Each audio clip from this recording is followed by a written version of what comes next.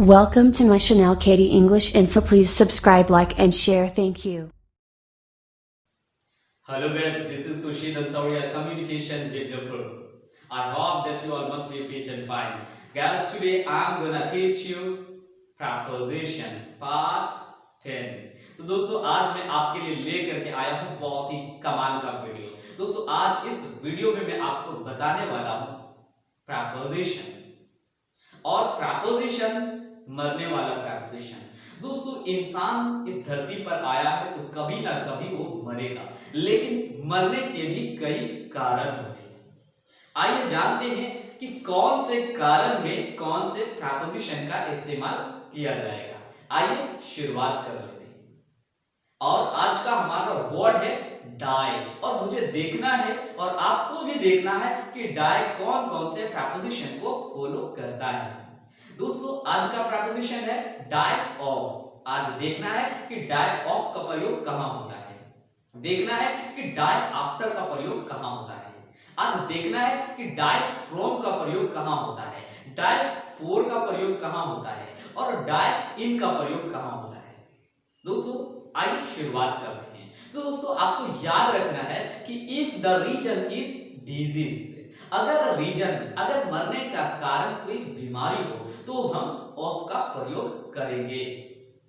आइए एग्जांपल ले लेते हैं। जैसे हम कहेंगे कि वह कैंसर से मर गया, तो हमारा सेंटेंस होगा ही डाइड ऑफ कैंसर। अगर हम कहें कि वह फ्लू से मर गया, तो हम कहेंगे ही डाइड ऑफ फ्लू।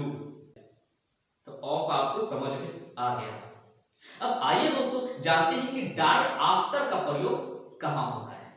दोस्तों die after if the reason is greediness, अगर रीजन जो है ग्रीडीनेस हो यानी कि लोभी, लालच, वैसे स्थान पे हम जो है आफ्टर का प्रयोग करते हैं डाई आफ्टर। जैसे हम कह सकते हैं कि डोंट डाई आफ्टर मनी, पैसे के पीछे मत मरो। मैंने क्या बताया, डोंट डाई आफ्टर मनी, यानी कि उसको पाने की चाहत में। हम ये भी कह सकते हैं कि लड़की के पीछे मत मरो, तो हम कहेंगे डोंट डाई आफ्टर गर्ल। तो मुझे आशा है कि डाई ऑफ और डाई आफ्टर आपको समझ में आ गया। अब आइए दोस्तों जानते हैं कि डाई फ्रॉम का प्रयोग कहां करते हैं। दोस्तों die from if the reason is miraculous death, अगर रीजन आकस्मिक डेथ हो, आकस्मिक डेथ यानी कि अचानक मौत हो जाना किसी कारणवश, तो वहां पर हम फ्रॉम का इस्तेमाल करते हैं। आइए एग्जांपल ले लेते हैं। जैसे हम कहेंगे कि वह रेडिएशन से मर गया, तो हम कहेंगे ही डाइड फ्रॉम रेडिएशन। हम कहेंगे वह भूख से मर गया, तो हम कहेंगे ही डाइड फ्रॉम हंगर। तो मुझे आशा है कि आपको फ्रॉम भी समझ में आ गया।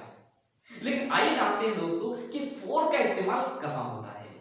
कहते हैं if the reason is country और समबडी समथिंग, अगर रीजन देश हो, कोई पर्सन हो, तो हम उसके लिए जो है हम फॉर का इस्तेमाल करेंगे। जैसे हम कहेंगे he died for his country, वह अपने देश के लिए मर गया यानी शहीद हो गया, या he sacrificed for his country, तो he died for his country, अपने देश के लिए शहीद हो गया। तो मुझे आशा है कि फोर भी आपको समझ में आ गया। अब हमारा यहाँ पे नेक्स्ट एग्जांपल और लास्ट एग्जांपल है कि डाई इन का प्रयोग कहां होता है। दोस्तों if the reason is accident, अगर रीजन एक्सीडेंट है तो इन का प्रयोग होगा।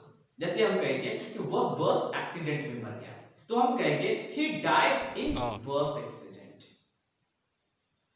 अगर मैं कहूं कि वह कार एक्सीडेंट में मर गया, तो हम कहेंगे he died in car accident। तो मुझे आशा है कि ये वीडियो आपको बहुत ही आसानी के साथ समझ में आ गया होगा।